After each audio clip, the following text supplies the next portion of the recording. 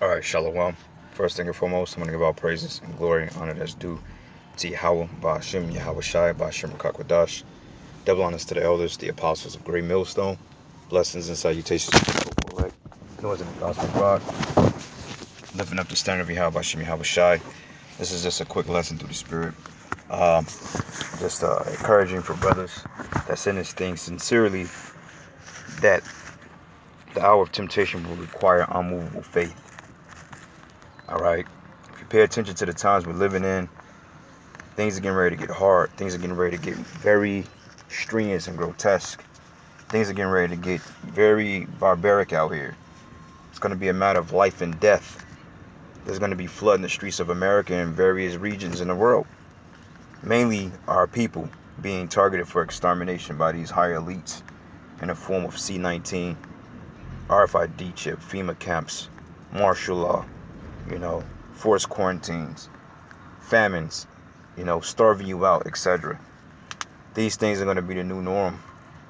And we're telling you now through the Spirit and power of Yahweh Shai, those of us that's in this thing, we are going to get tried, brothers. All right? Don't think that we're going to have the easy way out of Jacob's trouble either. Though our path will be a lot more smoother than these people, because these people are just going to flat out be destroyed. But we're going to run into some dead ends too. That's going to require faith and, believing that it's going to be a situation of no hope. Prime example, just think about the movies when you're getting chased by a cop or dogs and they run into a dark alley with a dead end and it look like the dog is getting ready to devour them because they have nowhere to run. Then all of a sudden a miracle happened. Brothers are going to find themselves in that predicament, especially during the times we're coming in, because all this is about the trying of our faith. That's if you believe in this thing. So you can't be having that you can't be having that wavering faith. You can't be doubting a what if. Well, what if the Most High allowed them to put a chip in me? Well, if you saying what if he allowed them to do that to you, then you basically telling you yourself that you don't believe that you're of the elect. And that's a very possibility that happened, because the Lord don't make mistakes. Like the scriptures say, all the elect are in the Lord's hands. Nobody can pluck them out of his hands. So the Lord ain't going to let an elect brother or sister fall through the cracks and get microchipped. Because if that's the case, then that person was never of the elect anyway. So that's why we hope, we hope to be saved. We hoping for the Lord's tender mercies, man. Because there's no guarantee that us in this faith is of the elect. Because unfortunately, you're going to have brothers that's going to be in this thing that they're going to get weak. They're going to get afraid. Their faith is going to waver. They may fall out. Or the Lord just didn't deem them fit for salvation. This is why, brothers like myself, that's part of the Great Millstone, we believe wholeheartedly in this thing, and we push, constantly push, even through times that we have no ounce of strength in our body that's left. We continue to push forward through these lessons, because we know that the presence of spiritual demon Satan working through these elites is going to be harder and harder. It's going to fear near. We're going to feel tired, more tired. I don't know about you brothers, but I've been a lot more sleepy lately, a lot more drained, and that lets me know that, I got to continue to push forward, pray, fast, do what's required, ask the Lord to renew my strength. Psalms 51st chapter. That's good to say, every day, and I'm guilty of that, because that's a prayer that I should recite every single day. Like, out of all the folly I do throughout the day, outside of the truth, telling me I can't take 5 minutes to say the Lord's Prayer, and just little things like that, critiquing things like that, trying to get your spirit intact. There's little things like that that make the big difference, because one prayer can be the difference between whether you fall out or whether you stay strong. So, we got to keep that in mind, man. We can't be slothful for the Lord. But anyway, these perilous times that's getting ready to hit this earth, which we're already in them. All right, there's no turning back at this point. But there's going to be a detriment unto these other people out here. So we pray to the Lord that we're found worthy, like Shadrach, Meshach, and Abednego. You know why they were delivered out of the furnace? It's because they had unmovable faith. Period. Like when Yahweh Shai healed, he said, go, your faith has made thee whole. So anyway, this is the book of 1 John 5:4 says, for whosoever is born of the Most High overcometh the world. Right? The world is everything that's outside of the truth, including the microchip, including these forced inoculations that they're gonna deemed safe for Jake. It says here, and this is the victory that overcometh the world, even our faith. All right. And who is he that overcometh the world? But he that believeth in Yahweh Shai is the son of the power. So if you believe that, it's more than just saying, oh, I believe he's the son of God. No, you believe that by doing the things he say. Like the Lord said himself, he said, why call me Lord, Lord, when thou dost not the things I say? Which is a cut on a lot of you people, because you got Jakes in Israel that claim they believe in the Most High, but yet they blatantly teaching false prophecy. They're blatantly committing adultery. They're blatantly cutting off the beards and just stuff like that. You know, blatantly butchering the gospel, blatantly negating the most important prophecies of the Bible, blatantly negating the name of the Lord. Okay? Can't do that. All right? And it says, and this is he that came by water and blood, even Yahweh Shai. Not by water only, but by water and blood. And it is the Spirit that bear witness, because the Spirit is truth. Okay? And this truth is the Spirit, man. And we got to believe in it. Like Barry White had a song called Practice What You Preach. And preach what you practice. You know? Anyway, next precept here. This is a good one. 1 Corinthians 10 and 13. This is actually a pretty damn good precept. Because like I said, your faith is going to be tried, man. Whether you think so or not, we're going to be tried. All right? So this is the book of 1 Corinthians 10 and 13. It says, there have no temptation taking you, but such as is common to men. But the Most High is faithful, who will not suffer you to be tempted above ye are able, but will the temptation also make a way to escape, that you may be able to bear it. So let's just say if you get thrown in the FEMA camp, right? They come to chip. They say, look, you don't take this chip, we're going to cut your head off. Or if you don't take this chip, we're going to torture you. But instead of torturing you, they can say, you know what? This guy, he didn't really cause us a problem. He was quiet. He kept his head down. We just caught him reading that Bible and being to himself. He wasn't in here fighting and acting crazy and cursing out the guards. You know what? Let's just take him to the guillotine and cut his head off. You know what I'm saying? You'd rather just get straight to death before you get put through a grinder. You see what I'm saying? That's what the Lord is saying. But with the will of temptation, also make a way to escape, that you may be able to bear it. Like some brothers, their biggest fear is getting tortured.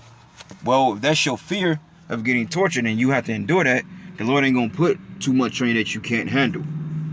If he put something on you, it's because he know that you can handle, unless you just extremely wicked and he just decided to jack your ass up because he didn't like you.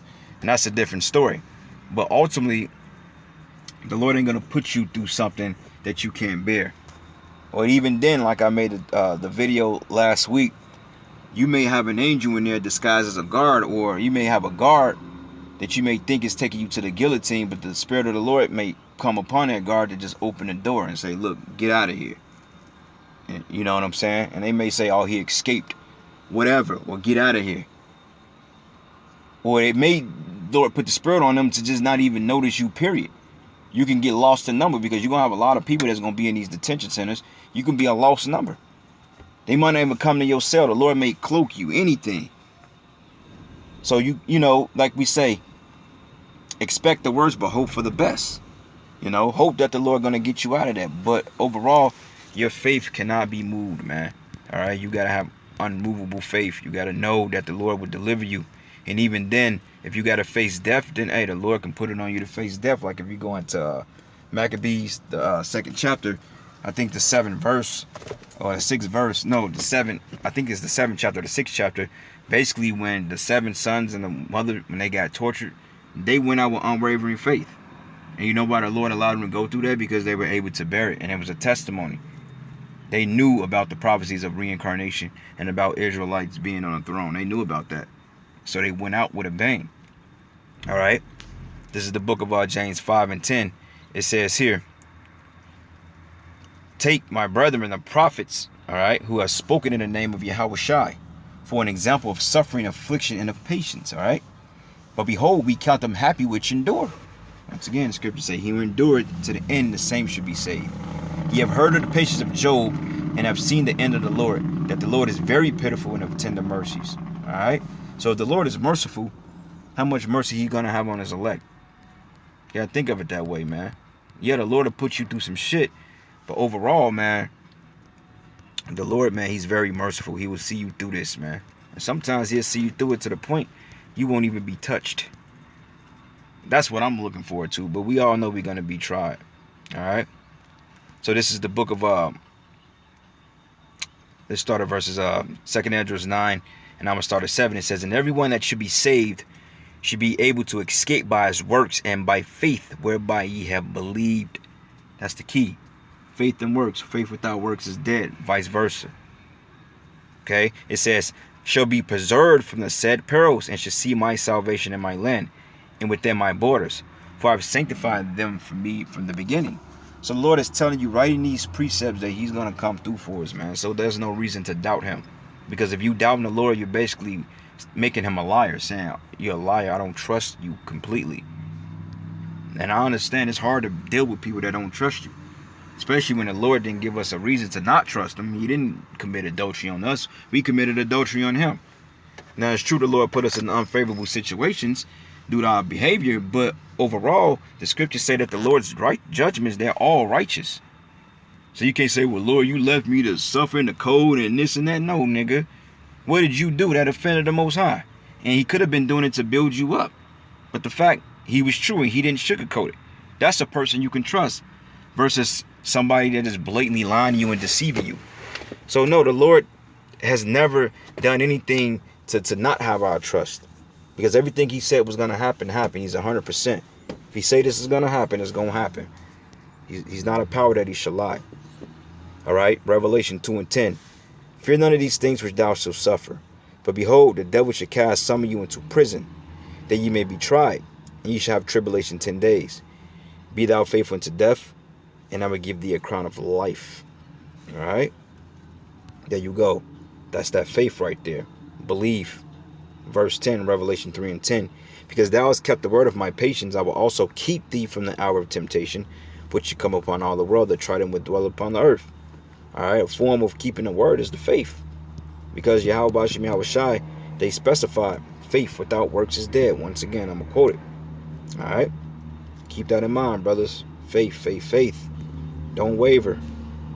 When you waver, you doubting. All right? And like I said, we're in the flesh, so we got to constantly build our spirit up by doing these shows and listening to the shows and reading and whatever you deem to build your spirit, praying. You got to constantly build your spirit, because what happens if you stop going to the gym for too much? You lose muscle mass. You get weaker. All right? In order to keep your faith strong, you got to be engaged in this work. You got to be fully locked in. Can't miss a step. Because if you miss a step, then, hey, you bound to something happen to you. All right, last precept.